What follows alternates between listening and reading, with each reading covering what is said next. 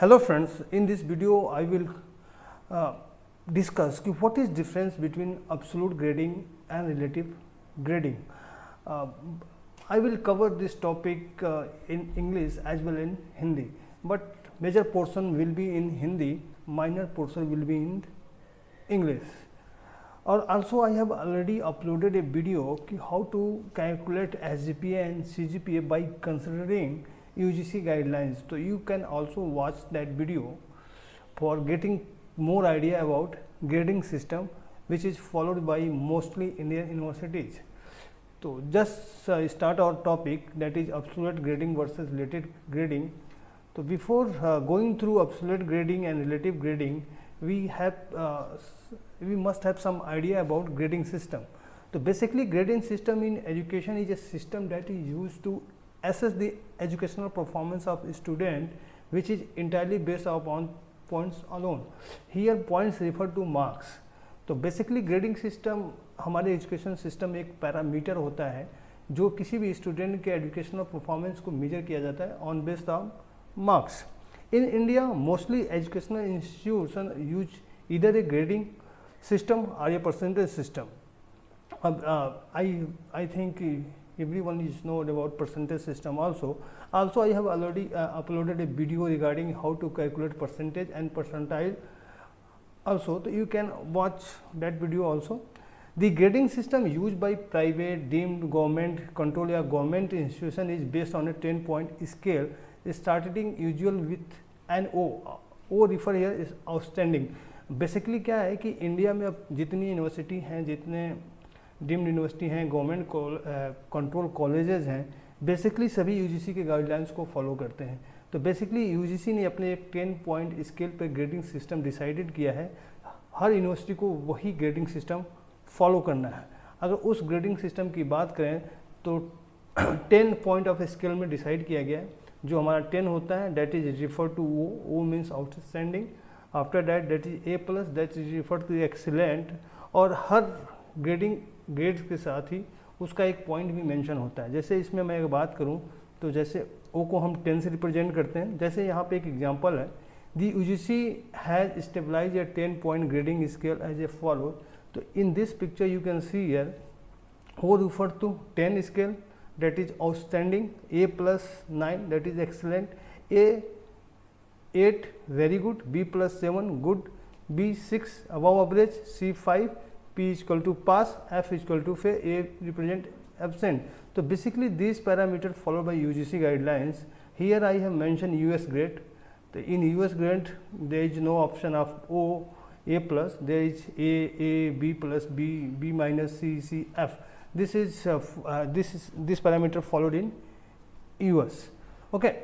Now just move forward. So basically this is the idea of grading system. Grading system is just a parameter to evaluate the educational performance of a student within a class, within a course. You can say that. Now on other hand, if you look at the percentage based marking system, most universities in India follow the this type of parameter. If a student score marks between 60 to 100%, that student will declare as a first division first class. Between 50 to 59, that represents second class or second division. 40 to 49, that represent third class or third division.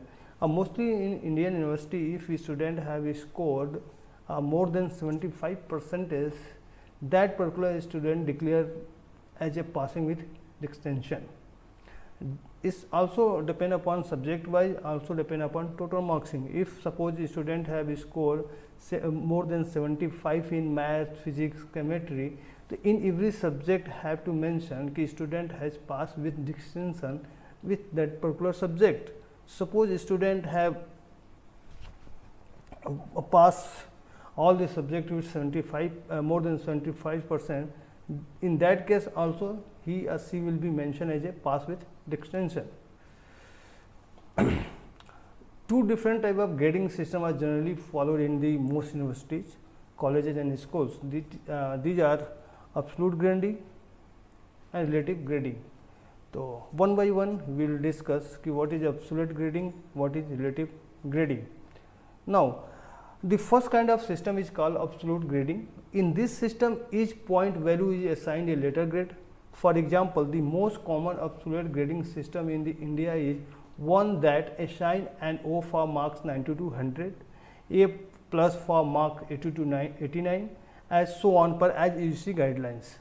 UGC means University Grant Commission. All of these points are form a test worth of 100 marks. Basically ये भी जो भी parameter decide किए गए हैं ये out of 100 marks decide किए गए हैं. यूजीसी क्या कहता है कि भाई अगर किसी बच्चे ने स्कोर किया है बिटवीन 9 to 100 तो then there will be grade O, a grade point will be 10. Same as if student has scored between 80 to 89, that will be assigned as A plus, as so on. In this system, it is possible for all students to pass, even for all of them to get A grades. If all of your students score a 90 or above on the test, you have to just given, then all of your students will get an O on this test. कहने का मतलब है दोस्तों कि suppose आपने कोई paper लिया, इस पेपर में हर बच्चे ने 90 मार्क्स स्कोर किया है तो हर बच्चे को ओ ग्रेड मिलेगा. Because in this type of grading system already marks are decided, already grade are decided depending upon marks. In previous slide I have mentioned that कि here is grade O that refer marks between 90 to 100, A plus that refer 80 to 89, A refer 70 to 79, same as B refer 50 to B plus refer 60 to 69, B refer 50 to 59. Means in absolute grading, grade decided on the marks, कि what marks student has scored in the paper.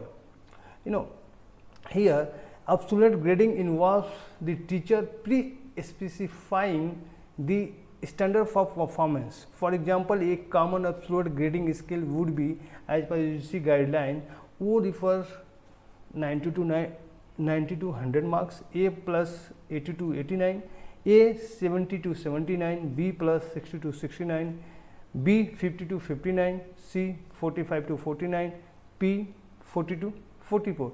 Basically, these are grading system decided by UGC.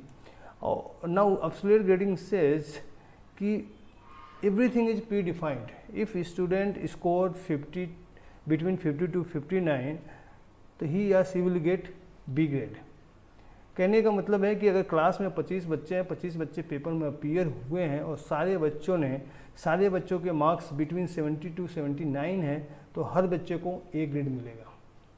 इसमें ऐसा नहीं होगा कि किसी बच्चे को B मिलेगा, किसी को C मिलेगा तो सबको A ग्रेड. अगर किसी बच्चे का नाम मार्क्स 71 है देन ही या she will also get A, और किसी का 78 है देन ही या she will also get A grade.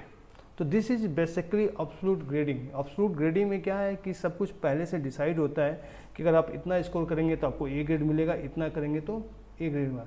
Because ये मॉडरेट नहीं होता है. ऐसा नहीं है कि अगर 100 मार्क्स का पेपर हुआ, किसी ने 80 मार्क्स लिया तो उसकी ग्रेड अलग होगी और किसी की 88 है तो उसकी ग्रेड अलग होगी. ऐसा नहीं होता है क्योंकि एब्सोल्यूट ग्रेडिंग में सब कुछ पहले से डिसाइड है. ये सब मार्क्स की क्राइटेरिया है. अगर इसके बीच में कितने भी बच्चे पढ़ेंगे उसको सेम ग्रेड अलॉट होगा. Whatever score the student earn in their grade, there are no adjustment made to their grade. For example, if everyone gets a score between 90 to 100, everyone gets an O, or if everyone gets below 40, everyone gets an F. कहने का मतलब है कि paper हुआ अगर सारे बच्चे 90 मिलता है, सारे बच्चों के मार्क्स बिटवीन 90 to 100 है तो सबको O ग्रेड मिलेगा. अगर सारे बच्चों का नंबर 40 से नीचे है तो सबको फेल मिलेगा, क्योंकि इसमें ऑलरेडी सब कुछ डिसाइडेड है कि when student will be going to get O, when student will get F. Everything is defined in absolute grading system. Absolute grading system same as calculation of percentage, क्योंकि percentage में भी सिर्फ marks and out of पर depend करता है कि आपने 100 में से कितने मार्क्स गेन किया है, उसको हम परसेंटेज कैलकुलेट कर सकते हैं. तो same absolute grading, because everything is fix in absolute grading, nothing will be going to change in this type of grading. Now just we move towards relative grading. What happened ki the other kind of grading system is called relative grading. In this system, grades are given based on the student's score compared to the other in the class. This system is used in some universities and colleges and even in some advanced high school classes. In this system, a few students are guaranteed to receive O and a few students are guaranteed to receive an F. जबकि देखिए, अगर हम compare करें absolute grading और relative grading की, तो absolute grading में क्या था कि अगर बच्चा 70 से 79 के बीच में गेन करता है तो उसको ए ग्रेड मिलेगा ही मिलेगा। मान लीजिए 50 बच्चे हैं, 50 का मार्क 70 से 79 के बीच में है तो सबको ए मिलेगा। But in case of relative grading ऐसा पॉसिबल नहीं है। रिलेटिव ग्रेड में क्या है कि ये तो गारंटी है कि कुछ बच्चों को ओ मिलेगा और कुछ को एफ मिलेगा। ओ मीन्स जिस बच्चे का मार्क्स हाईएस्ट है उसको ओ मिलेगा, जिसका सबसे लोएस्ट है उसको एफ मिलेगा। नो, तो इसमें मार्क्स वेरी कर सकते हैं। इसमें ग्रेडिंग सिस्टम आपका प्री डिफाइंड नहीं होता है। इसमें एग्जामिनेशन के बाद जब भी आपकी कॉपी इवेल्युएट हो जाती है उसके बाद डिसाइड होता है कि हाईएस्ट मार्क्स क्या है, लोएस्ट मार्क क्या है, तो किसको कौन सी ग्रेड मिलेगी। ये पेपर के बाद इवेल्युएशन के बाद होता है, क्योंकि इसमें जो भी स्टूडेंट का स्कोर होता है वो डिसाइड होता है कि कितने बच्चे क्लास में अपीयर हुए, हाईएस्ट मार्क्स क्या है, लोएस्ट मार्क्स क्या है, कौन सा बच्चा किस में लाई करता है। जैसे मैं एक एग्जांपल लेता हूँ कि मान लीजिए कोई एक पेपर कंडक्ट हुआ है और हाईएस्ट मार्क्स 90 है, लोएस्ट मार्क्स 75 है, तो जो जिसके मार्क्स 90 है वो पास हो सकता है कि उसको ग्रेड ए मिले, ओ मिले और 75 को एफ मिले। मीन्स इसमें तो गारंटी है कि बच्चे फेल होंगे, पास होंगे। जिनके मार्क्स लोवेस्ट हैं वो फेल है और जिनके हाईएस्ट हैं वो पास है। इसमें भी हमारी 3-4 क्राइटेरिया डिसाइड होती हैं कि भाई कितने % स्टूडेंट को हम ओ ग्रेड देंगे, कितने को बी ग्रेड देंगे, कितने को सी ग्रेड देंगे और उसके नीचे कितने बच्चे फेल होंगे। सपोज देयर आर 100 स्टूडेंट, आपने कहा कि टॉप 10% स्टूडेंट को ओ मिलेगा, मीन्स 10 बच्चों को आपने ओ दे दिया, नेक्स्ट 10% को आपने ए प्लस दे दिया, नेक्स्ट 10 को आपने सी दे दिया, उसके बाद आपने सबको फेल कर दिया। Means you have decided a criteria कि if your marks is less than 75 you are fail. But in absolute grading ऐसा कुछ नहीं था। अगर आप एब्सोल्यूट ग्रेडिंग सिस्टम के अनुसार अगर 75 स्कोर करते हैं then definitely you will get A grade, but in case of relative grading this is not possible. May be 80 marks पे आपको फेल ग्रेड मिल सकता है और 90 पे ओ मिल सकता है। ये डिपेंड करता है कि कितने स्टूडेंट अपीयर हुए हैं, हाईएस्ट मार्क्स क्या है। Relative grading is a system of assessment whereby teachers in some university and colleges class determine student grades by comparing them against those of their peers. Unlike the system of absolute grading, where a student's score on a given test or assignment directly convert in a letter grade, relative grading means students' marks fluctuate depending upon how they did compared to other in the class. Relative grading refers to a system of evaluation that allows educator to convert the outcomes of students' test, project or assignment and adjust the final grade in relation to grades from the other students in the course. For example, if most of the students scored between 80 and 95 out of 100, suppose कहने का मतलब है कि कुछ student हैं, maximum student ने जो marks score किया है वो 80 और 95 के बीच में किया है, तो इसका मतलब ये हुआ कि जो भी स्कोर 85 के अराउंड होगा may be assigned as a C, score around 90 marks as B and the highest score are assigned an A plus or O. If the highest score is 92, then 92 will be equate to an O grade. The lowest score will be equate to F. If the lowest score is a 75, then that 75 is an F. कहने का मतलब है कि already मैंने इसको discuss किया है कि एब्सोल्यूट और रिलेटिव में डिफरेंस क्या है। मेजर डिफरेंस आपको दिख रहा होगा क्योंकि एब्सोल्यूट में ऑलरेडी सब कुछ प्री डिफाइंड होता है कि अगर if student has score this marks then he she will get grade corresponding to that marks. But in case of relative grading it is guaranteed कि some student will get O and some student will get F। जैसे हमने सामने एक example discuss किया है कि 100 marks का paper है, बच्चों के मार्क्स 80 एंड 95 के बीच में है, तो मे भी हो सकता है कि जो मैक्सिमम मार्क्स 92 है उसको A ग्रेड दिया जाए, जो 90 के अराउंड है उसको A+ मिले, जो 85 के अराउंड है उसको B मिले, और जो 80 के अराउंड है C मिले, और उसके नीचे all are fail. But in case of absolute grading ऐसा नहीं है। एब्सोल्यूट ग्रेडिंग आप 80 स्कोर करते हैं then you are eligible for A grade, but in case of relative grading ऐसा कुछ नहीं है। सब कुछ डिपेंड करता है कि कितने स्टूडेंट अपीयर हुए, हाईएस्ट मार्क्स बच्चे ने क्या स्कोर किया है, और जो भी आपका एडुकेटर है उसने क्या अपना पैरामीटर डिसाइड कर रखा है। जैसे देखिए मैंने एक बनाया है कि कुछ पॉलिसी ऐसी भी हो सकती है कि there are times when institution would set the policy for relative grading. For example in a graduate school you may see the following grading scale or top 10%, means अगर if 100 student appear in the examination तो O will be top 10%। कि जो भी top 10% बच्चों ने score किया होगा, suppose हो सकता है किसी का 95 हो, 92 हो, 93 हो, ओके जैसे सपोज 100 स्टूडेंट हैं तो टॉप 10% हो गया, मीन्स 10 बच्चे जिनके हाईएस्ट मार्क हैं they will assign O grade. भले उनका नंबर डिफर कर रहा है, भले उनका नंबर वेरी कर रहा है, सपोज किसी का 90 है, किसी का 75 है, अगर वो टॉप 10 में आता है means he or she will get O grade. Same for next 20%, he or she will get A+, A, B and after that remaining are consider as a fail. तो बेसिकली मुझे लगता है कि आपको समझ में आ गया होगा कि क्या डिफरेंस है रिलेटिव ग्रेडिंग और एब्सोल्यूट ग्रेडिंग में। Relative grading is just like calculation of percentile. Basically जब हम परसेंटाइल कैलकुलेट करते हैं तो उसमें भी इसी तरह का कंसेप्ट फॉलो किया जाता है कि एग्जाम में कितने बच्चे स्टूडेंट अपीयर हुए थे, एक बच्चे ने कितने बच्चों को पीछे छोड़ा, on the basis of you can calculate percentile. I have already uploaded a video for calculating percentile, तो you can definitely watch that video for getting more idea about calculation of percentile. So just let me summarize the what is basically difference between relative grading and absolute grading by taking an example. In case of absolute grading, everything is a fix, everything is predefined कि if student score this marks then he or she will be get this type of grade. As example, if a student score between 80 to 89, so it is fixed कि he or she will get A+. In grading, in relative grading system, everything depend upon कि how many student have appear in the examination, how they perform.